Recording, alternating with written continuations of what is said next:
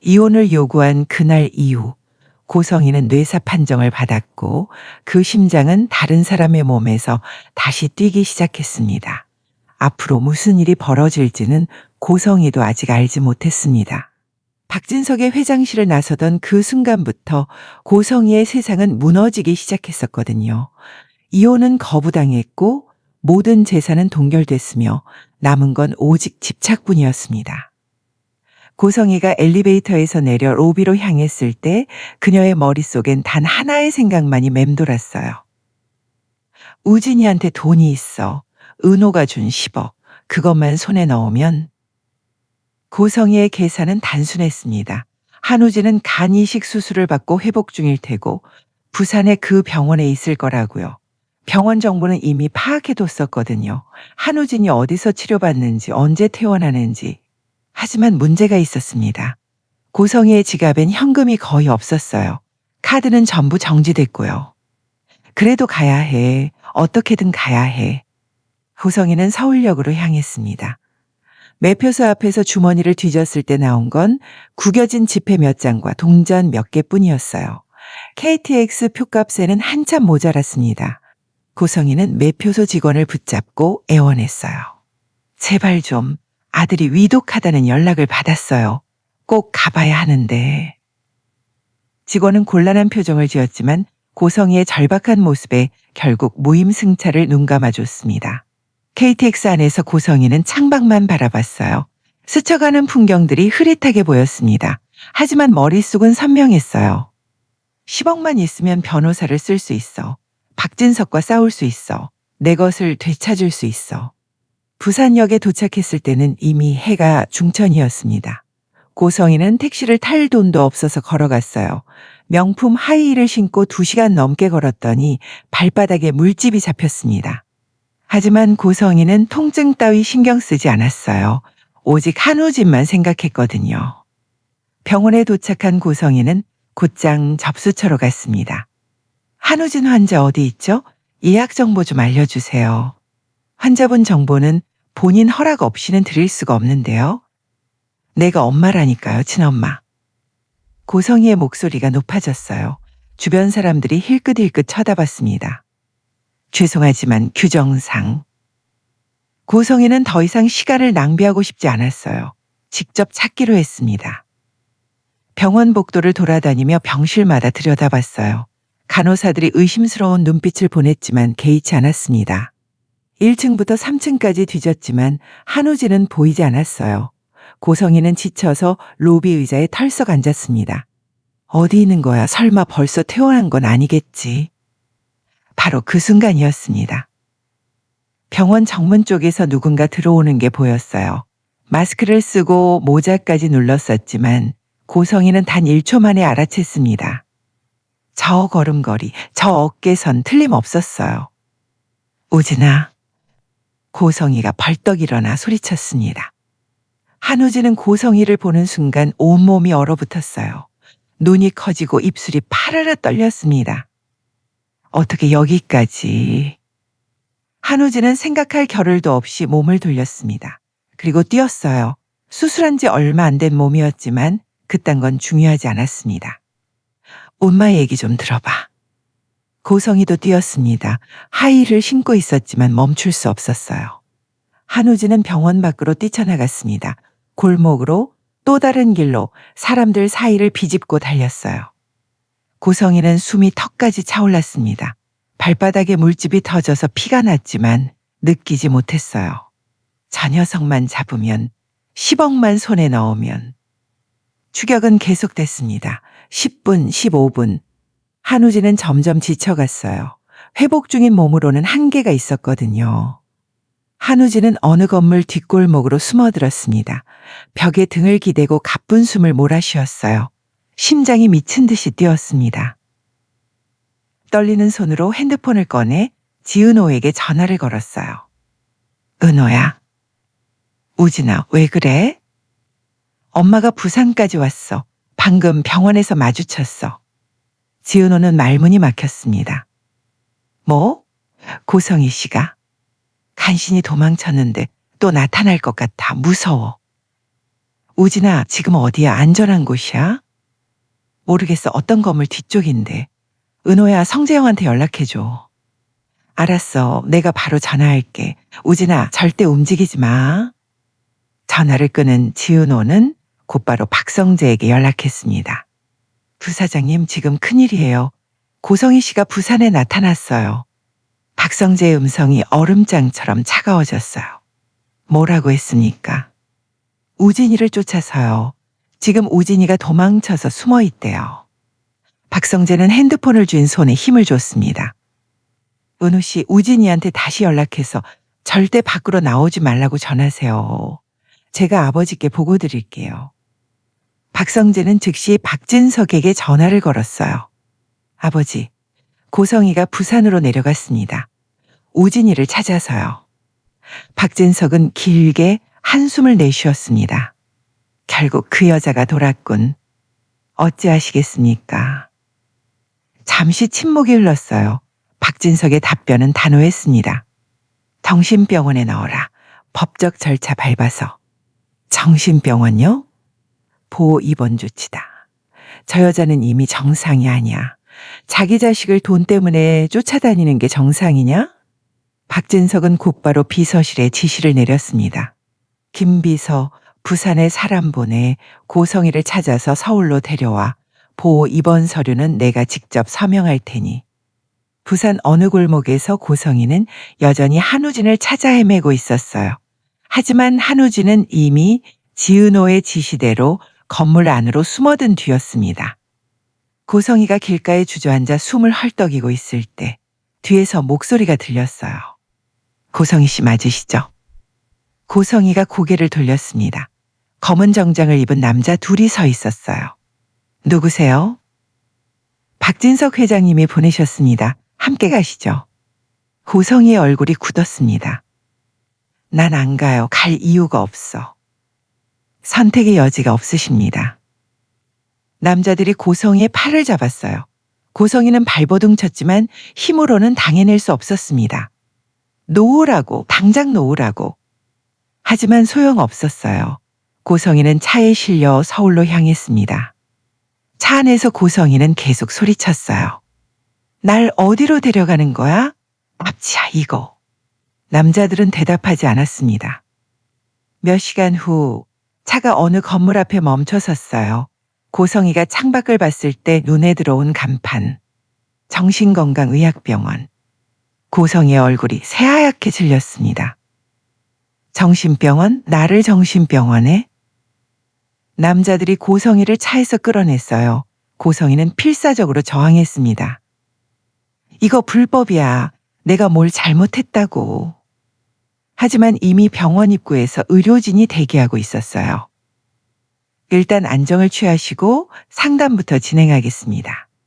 상담은 무슨, 나 정상이라고요. 박진석이 날 가두려고 꾸민 짓이에요. 담당 의사가 서류를 들고 나타났습니다. 보호자분께서 보호 입원 신청을 하셨습니다. 당분간 이곳에서 치료를 받으셔야 합니다. 보호자? 누가? 배우자이신 박진석 회장님이십니다. 고성희는 분노로 온몸이 떨렸어요. 박진석 이 치사한 놈. 병실 문이 닫혔습니다. 고성희는 창문도 없는 병실에 갇혔어요. 하지만 고성희는 포기하지 않았습니다. 침대에 앉아 빠르게 머리를 굴렸어요. 탈출해야 해. 여기 계속 있으면 끝이야. 고성희는 며칠간 순환 환자 행세를 했습니다. 약도 잘 먹고 상담도 성실하게 받고 의료진에게 친절하게 대했어요. 감시를 느슨하게 만들기 위해서였습니다. 그리고 병원 구조를 파악했어요. 정문은 항상 경비가 있지만 새벽 4시에서 5시 사이엔 경비원이 졸았습니다. 야간 당직 간호사 중에 젊고 순진해 보이는 여성이 한 명 있었어요. 고성희는 그 간호사를 타깃으로 정했습니다. 어느 날 밤 고성희는 간호사를 불렀어요. 간호사님, 부탁이 있는데요. 네? 무슨 일이세요? 고성희는 눈물을 글썽이며 말했습니다. 저 진짜 정상인 거 아시잖아요. 남편이 재산 때문에 날 가둔 거예요. 딱 한 번만 문 열어주실 수 없을까요? 바깥 공기 좀 쐬고 싶어서. 간호사는 망설였어요. 그게 규정이 있어서. 5분만요. 딱 5분만 복도만 걸어도 돼요. 제발요. 고성이의 애절한 표정에 간호사가 결국 무너졌습니다. 정말 5분만이에요. 문이 열렸어요. 고성이는 복도로 나왔습니다. 간호사가 옆에 붙어 있었지만 고성이는 준비돼 있었어요. 화장실 급해요. 고성이가 갑자기 화장실 쪽으로 뛰었습니다. 간호사가 당황하며 뒤따라왔어요. 고성이는 화장실로 들어가는 척하다가 갑자기 방향을 틀었습니다.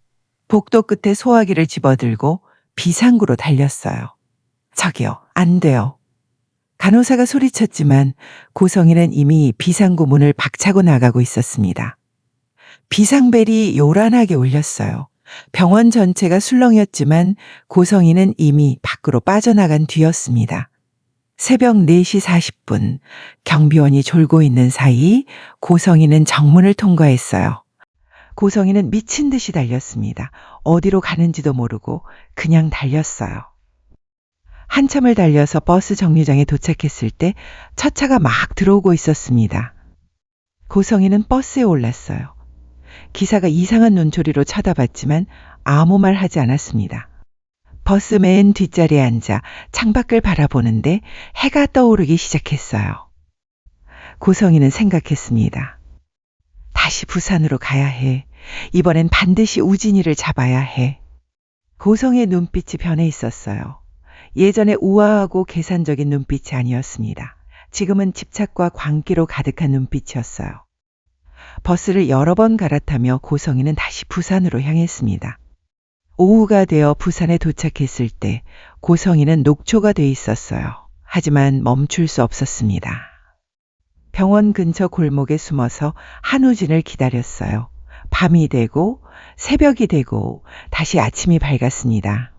고성이는 그 시간 내내 그 자리를 지켰어요. 먹지도 자지도 않고. 그리고 마침내 병원 정문으로 한우진이 나오는 모습이 보였습니다. 우진아. 고성이가 골목에서 뛰쳐나왔어요. 한우진은 고성이를 보고 경악했습니다. 어떻게 또 여기에 정신병원에 있다던 게 아니었나?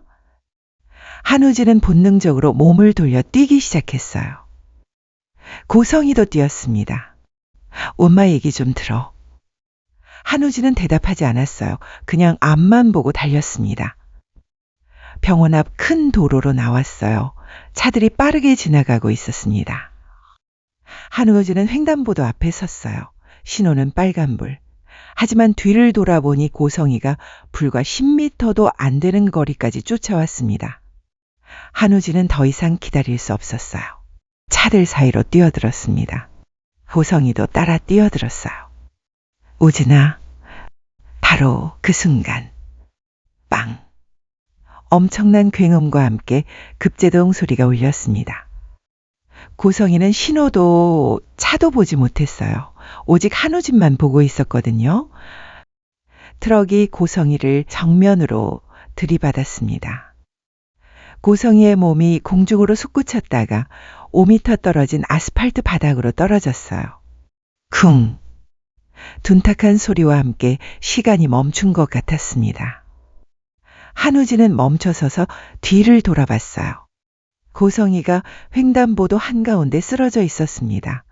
머리에서 선홍빛 피가 흘러나와 아스팔트를 적시고 있었어요. 주변 사람들이 비명을 질렀습니다. 누군가 119에 전화를 걸고 있었어요.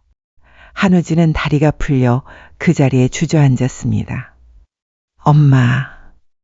한우진은 천천히 고성이에게 다가갔어요. 다리가 떨렸습니다. 고성이는 눈을 감고 있었어요. 숨을 쉬는지도 확실하지 않았습니다. 엄마. 한우진은 무릎을 꿇고 고성이의 손을 잡았습니다. 손이 차가웠어요.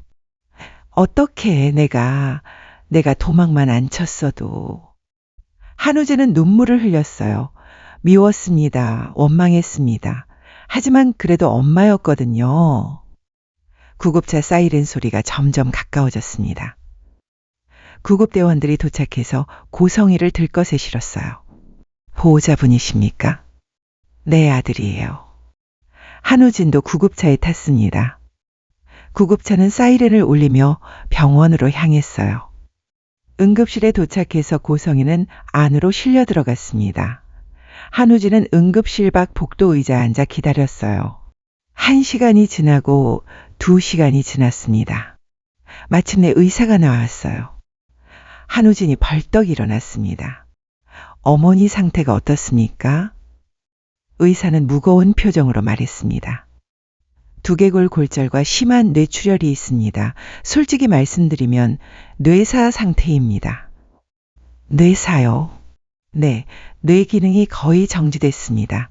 지금은 인공호흡기로 생명을 유지하고 있지만 회복 가능성은 거의 없습니다. 가족분들께 연락하셔야 할 것 같습니다. 한우진은 그 자리에 주저앉았어요. 나 때문에 내가 도망쳐서. 진정하세요. 가족분들께 연락하셔야 합니다. 한우진은 떨리는 손으로 핸드폰을 꺼냈습니다. 먼저 지은호에게 전화를 걸었어요. 은호야. 우진아, 괜찮아? 엄마가 교통사고 났어. 나를 쫓아오다가 지금 뇌사래. 지은호는 숨이 턱 막혔습니다. 뭐라고? 내가 차도로 뛰어들어서 엄마도 따라 뛰어들었는데 차에 치였어. 은호야, 나 어떡해. 우진아, 진정해. 네 잘못 아니야. 절대 네 잘못 아니야. 가족들한테 연락 좀 해줘. 나 도저히 못하겠어. 알았어, 내가 할게. 우진아, 너무 자책하지 마, 알았지? 전화를 끄는 지은호는 복잡한 심정이었습니다. 고성이 자신을 사망 신고까지 한 그 여자가 이제 정말 죽어가고 있다니. 지은호는 박성재에게 전화를 걸었어요. 부사장님, 무슨 일입니까? 고성희 씨가 교통사고를 당했습니다. 부산에서요. 박성재의 목소리가 굳어졌습니다. 어떻게 된 겁니까? 우진이를 쫓아가다가 차에 치였대요. 지금 뇌사 상태라고 합니다. 박성재는 잠시 말이 없었어요. 알겠습니다. 제가 아버지께 보고 드리겠습니다.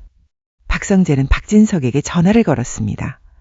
아버지, 무슨 일이냐? 고성희가 교통사고를 당했습니다. 부산에서 우진이를 쫓다가 지금 뇌사 상태입니다. 박진석은 긴 침묵 끝에 짧게 대답했어요. 그래, 그게 전부였습니다. 슬픔도 안타까움도 없는 목소리였어요. 일단 가봐야겠군. 부산으로 내려간다. 저도 동행하겠습니다. 박진석과 박성재는 부산으로 향했습니다. 박영라에게도 연락이 갔어요. 몇 시간 후 병원에 가족들이 모였습니다. 박진석, 박성재, 박영라, 그리고 한우진. 담당 의사가 설명했습니다. 환자분은 뇌사 상태입니다. 뇌 기능이 완전히 정지했고 자발 호흡도 불가능합니다. 현재는 기계로 생명을 유지하고 있는 상태입니다. 회복 가능성은요? 박진석이 물었어요. 거의 없다고 봐야 합니다. 가족분들께서 결정하셔야 할 사항이 있습니다. 연명 치료를 계속할 것인지 중단할 것인지. 박진석은 자식들을 둘러봤습니다. 아버지 뜻을 따르겠습니다. 박성재가 먼저 말했어요. 저도요. 박영라가 고개를 숙였습니다. 한우진은 눈물만 흘리고 있었어요. 박진석은 긴 한숨을 내쉬었습니다. 연명 치료는 중단합시다. 그리고 장기 기증을 하죠. 모두가 박진석을 쳐다봤어요. 평생 못되게 살았으니 마지막만이라도 좋은 일 하게 해줍시다. 그게 저 여자가 할 수 있는 유일한 속죄일 겁니다. 박성재는 고개를 끄덕였어요. 동의합니다. 박영라도 마찬가지였습니다. 한우진은 아무 말 없이 눈물만 흘렸어요. 장기 기증 동의서가 작성됐습니다. 의사가 나간 후 박성재는 깊은 생각에 잠겼어요. 장기 기증, 누군가를 살릴 수 있다는 건가? 그때 박성재의 머릿속에 한 사람이 떠올랐습니다. 이지혁, 심장병으로 죽어가고 있는 절친. 이식대기자 명단에 올라있지만 적합한 기증자를 찾지 못하고 있는 친구. 박성재는 의사를 다시 불렀습니다. 혹시 심장도 기증이 가능합니까? 네, 가능합니다. 적합한 수혜자가 있다면요. 박성재는 병원 복도로 나왔어요. 핸드폰을 꺼내 이 지역의 번호를 눌렀다가 다시 껐습니다. 이걸 어떻게 말하지? 보성이의 심장을 받으라고? 박성재는 고민에 빠졌어요. 이 지역은 고성이를 알고 있었습니다.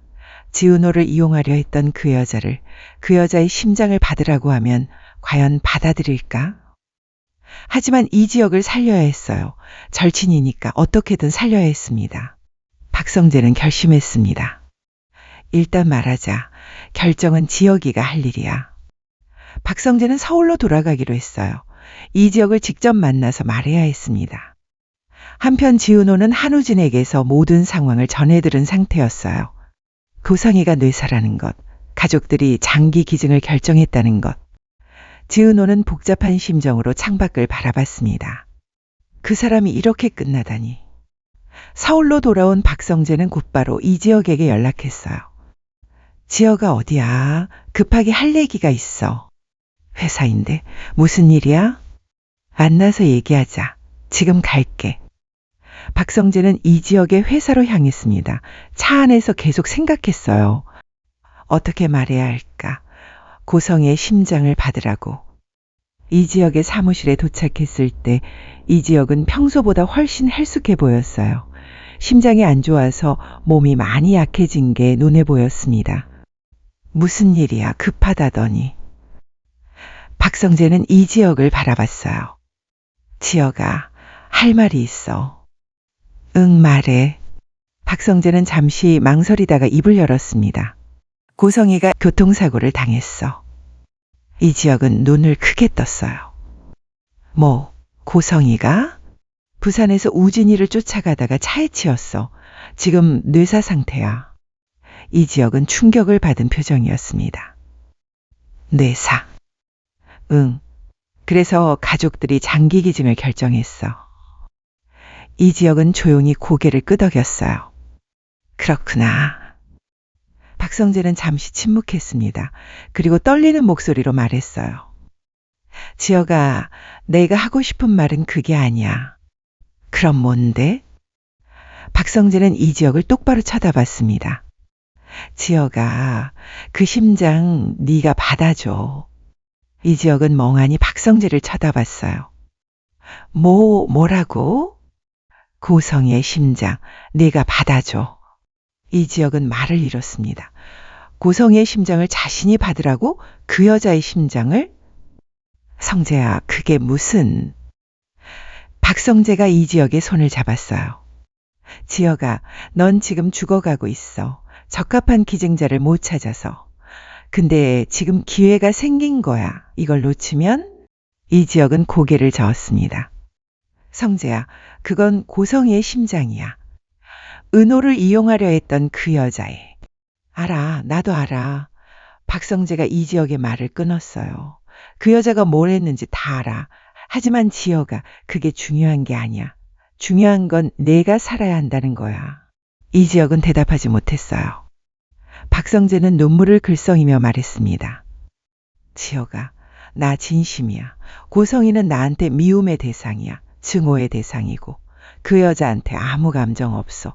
근데 너는 달라. 너는 내 절친이야. 내가 가장 아끼는 사람이야. 너를 살릴 수 있다면 난 뭐든 할 수 있어. 이 지역은 할 말을 잃었습니다. 그 여자는 살면서 나쁜 짓만 했어. 은호를 이용하려 하고 우진이를 도구로 쓰려 하고. 근데 죽어서라도 좋은 일 하나는 하게 해줘. 네 목숨을 살리는 거. 그게 그 여자가 할 수 있는 유일한 속죄야. 이 지역은 눈을 감았어요. 머릿속이 복잡했습니다. 그 은호를 이용하려 했던 그 여자. 그 여자의 심장을 받아야 한다고? 은호는 알아? 박성재는 고개를 저었습니다. 아직 안 말했어. 우진이한테 고성이의 뇌사 소식은 들었을 텐데. 이 지역은 한숨을 쉬었어요. 은호가 어떻게 생각할까? 은호 씨도 내가 살았으면 좋겠을 거야. 그건 분명해. 이 지역은 아무 말하지 않았습니다. 지역아, 시간이 없어. 뇌사 환자는 오래 못 버텨. 빨리 결정해야 해. 이 지역은 눈을 떴어요. 박성재를 바라봤습니다. 박성재의 눈에는 눈물이 고여 있었어요. 절친을 살리고 싶은 간절함이 담겨 있었습니다. 이지혁은 생각했습니다. 고성이의 심장, 그 여자의 심장이 내 몸 안에서 뛰게 된다고 그게 받아들일 수 있을까? 하지만 살고 싶었어요. 지은호 곁에 있고 싶었습니다. 가족들 곁에 있고 싶었어요. 아직 하고 싶은 일이 많았습니다. 성재야. 응. 생각할 시간 좀 줘. 박성재는 고개를 끄덕였어요. 알았어. 근데 오래 생각하면 안 돼. 시간이 없으니까. 이지혁은 고개를 끄덕였습니다. 알았어. 박성재는 일어났어요. 나갈게. 결정하면 연락해. 박성재가 사무실을 나간 후 이지혁은 혼자 소파에 앉아 있었어요. 창밖을 바라봤습니다. 밤이 깊어가고 있었어요. 고성이의 심장, 그 여자의 심장. 한편 지은호는 복잡한 심경으로 밤을 보내고 있었습니다. 그때 지은호의 핸드폰이 울렸어요. 이지혁이었습니다. 선배, 은호야, 나야. 이 밤에 무슨 일이에요? 이지혁은 잠시 침묵했습니다. 그리고 말했어요. 은호야, 나 할 말이 있어. 네, 말씀하세요. 성재한테 얘기 들었어. 고성이 장기 기증한다고. 아, 네. 저도 들었어요. 이지혁은 말을 이었습니다. 성재가 나한테 고성이의 심장을 받으라고 했어. 지은호는 숨이 멎는 것 같았어요. 뭐라고요? 나 심장이 안 좋잖아. 심장 이식을 받아야 하는데 적합한 기증자를 못 찾고 있었거든. 성재가 고성이의 심장을 나한테 주자고 했어. 지은호는 할 말을 잃었습니다. 고성이의 심장을 이지혁 선배에게. 너는 어떻게 생각해? 지은호는 잠시 생각했어요. 그리고 말했습니다. 선배, 저는요. 이지혁은 기다렸습니다. 저는 선배가 살았으면 좋겠어요. 그게 제일 중요해요. 이지혁은 아무 말 하지 않았어요. 고성이가 저한테 나쁜 짓 많이 해서 미웠어요. 원망했어요. 하지만 그 사람 심장 받기 싫다고 선배가 죽는 건 싫어요. 이지혁은 눈물이 났습니다. 선배, 받으세요. 그 심장. 선배가 살 수 있으면 그걸로 된 거예요. 은호야. 선배, 저 선배 곁에 있고 싶어요. 오래오래. 그러니까 살아주세요, 제발. 전화가 끊겼습니다. 이지혁은 핸드폰을 쥔 채 한참 동안 앉아 있었어요. 그리고 결심했습니다. 이지혁은 박성재에게 전화를 걸었어요. 성재야, 나 결정했어. 뭐라고? 받을게. 고성이의 심장. 박성재는 안도의 한숨을 쉬었습니다. 고마워, 지혁아. 진짜 고마워. 고마운 건 나야. 나를 살리려고 해줘서. 당연한 거야. 우리 절친이잖아. 이지혁은 눈물을 흘리며 웃었어요. 그래, 우리 절친이지. 그렇게 고성이의 심장은 이지혁에게로 향하게 됐습니다. 장기 이식센터를 통해 배정이 이루어졌고 수술 준비가 시작됐어요. 부산병원에서 박진석 가족은 고성이의 마지막을 지켜보고 있었습니다. 박영라가 울면서도 말했어요. 아빠, 엄마가 이런 사람이었어도 엄마는 엄마잖아. 박성재는 말이 없었어요. 한우진이 낮게 말했습니다. 엄마 때문에 우리 인생이 다 흔들렸잖아요. 이게 마지막이라면, 이게 마지막으로 끝낼 수 있는 거라면 좋게 끝냈으면 좋겠어요. 박영라가 한우진을 봤어요. 흔들리지만 이해했습니다. 박진석이 조용히 코디네이터를 봤어요. 동의하면 그 여자는 코디네이터가 조심스럽게 말했습니다. 적출 수술 이후 생명 유지 장치는 중단됩니다. 그게 절차입니다. 박진석은 아주 잠깐 눈을 감았어요. 그 순간 26년이 지나갔습니다. 믿었던 시간, 속았던 시간, 그럼에도 가족이라고 지켜온 시간. 동의하겠습니다. 박영라의 울음이 터졌습니다. 박성재는 고개를 숙였고 한우진은 눈을 감았어요. 서류가 접수되자마자 병원 전체가 움직였어요. 수술실 스케줄이 재조정되고 팀이 호출됐습니다. 한편 서울의 다른 병원 응급실에서는 이지혁의 상태가 급격히 악화되고 있었어요. 혈압 떨어집니다. 심박수 불규칙. 의사들이 바쁘게 움직였습니다. 이지혁은 침대에 누워 천장을 바라보고 있었어요. 의식은 흐릿했지만 한 가지는 분명했습니다. 살고 싶다. 그 순간 코디네이터의 전화벨이 울렸어요.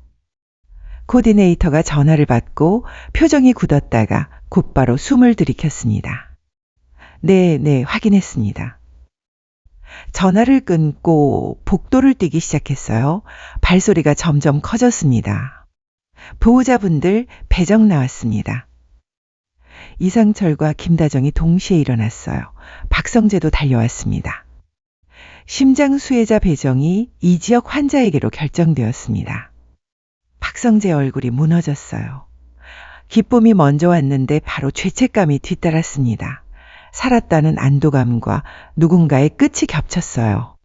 그럼 지혁이가 받는 거예요? 이수빈이 떨리는 목소리로 물었습니다. 네, 지금 즉시 수술 준비 들어갑니다. 시간이 없습니다. 이상철이 김다정의 손을 꽉 잡았어요.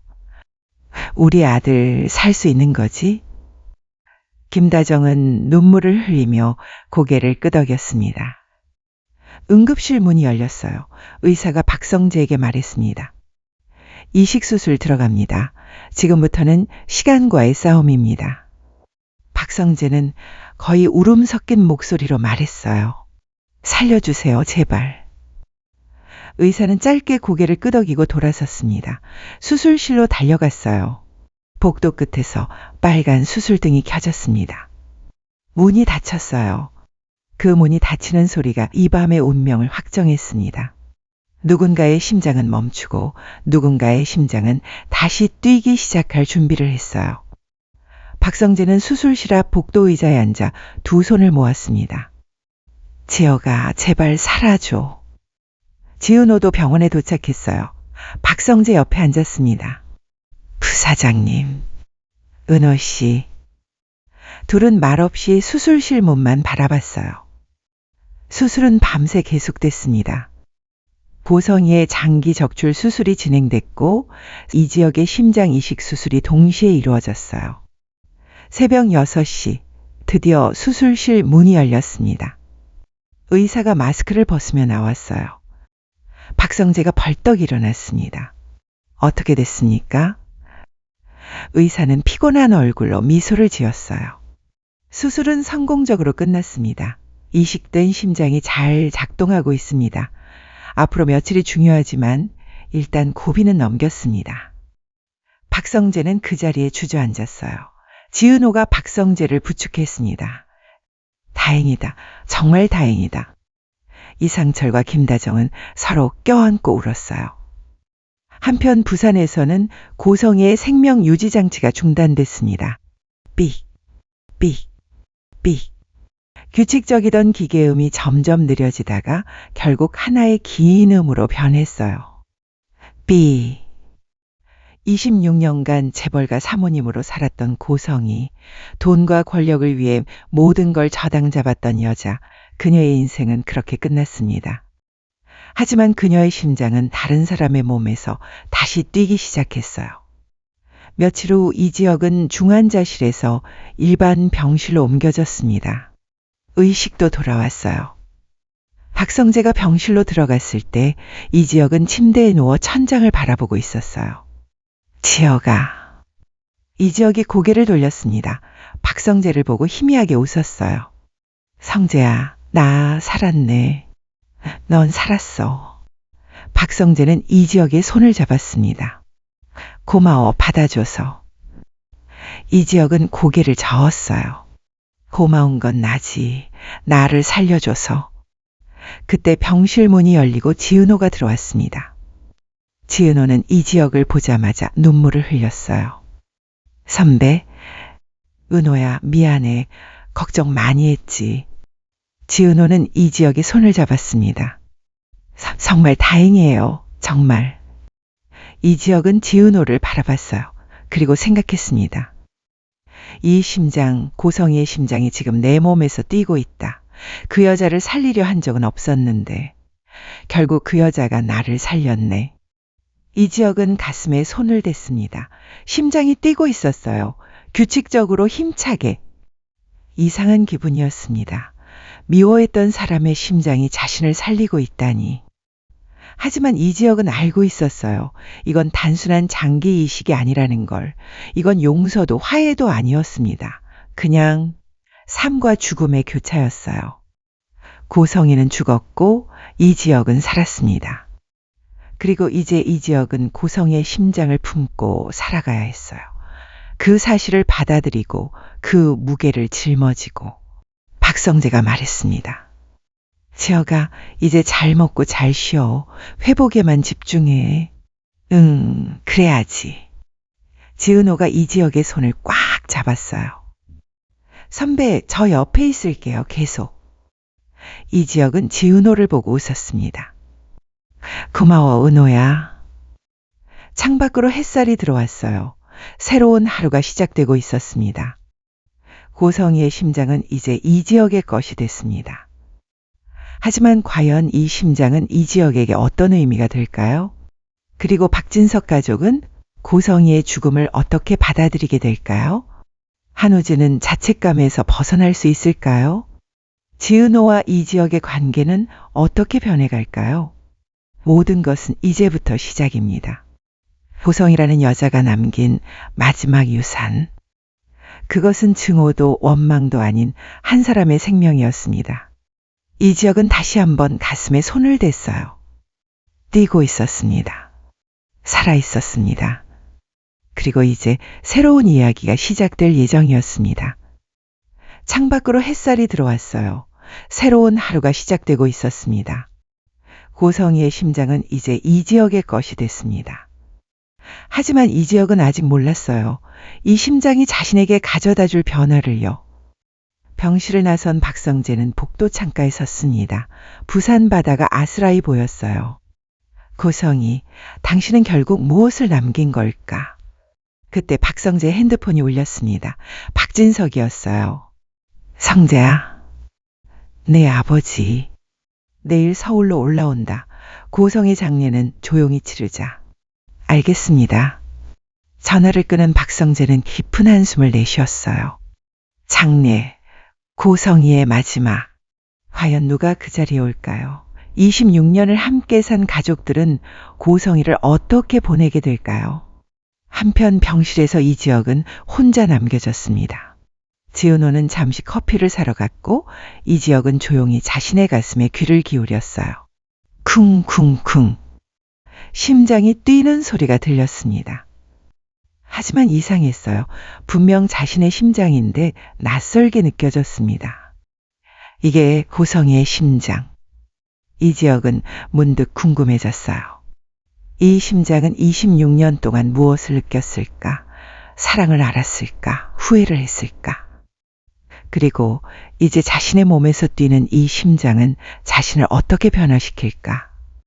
이지혁은 알지 못했습니다. 며칠 후 자신에게 이상한 증상이 나타나기 시작할 거라는 걸. 고성이가 좋아하던 음식이 갑자기 먹고 싶어지고 고성이가 싫어하던 것들이 자신도 거부감이 들기 시작할 거라는 걸. 그리고 가장 무서운 건 고성이의 기억 중 일부가 꿈으로 나타나기 시작한다는 것이었어요. 과연 이지혁은 이 모든 변화를 견뎌낼 수 있을까요? 그리고 지은호는 변해가는 이지혁을 받아들일 수 있을까요? 한편 부산에서 서울로 돌아온 한우진은 자신의 방에 틀어박혀 있었습니다. 내 탓이야. 내가 도망치지 않았으면 엄마가 죽지 않았을 텐데. 한우진의 죄책감은 점점 깊어져만 갔어요. 그리고 그때 한우진의 핸드폰으로 낯선 번호에서 문자가 왔습니다. 한우진 씨, 저는 고성희 씨의 변호사입니다. 고인께서 남기신 유언장이 있습니다. 연락 주시기 바랍니다. 유언장?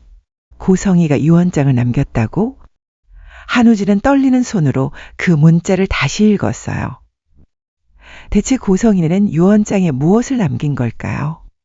그리고 그 내용은 박진석 가족에게 또 다른 파장을 불러일으키게 될까요? 박영란은 자신의 작업실에서 웹툰 라푼젤의 마지막 화를 그리고 있었어요. 탑에서 내려온 라푼젤이 자유를 찾는 장면. 하지만 박영란의 손은 떨리고 있었습니다. 엄마는 결국 자유를 찾았을까? 박영란은 엄마를 미워했지만 동시에 불쌍하게 여기기도 했어요.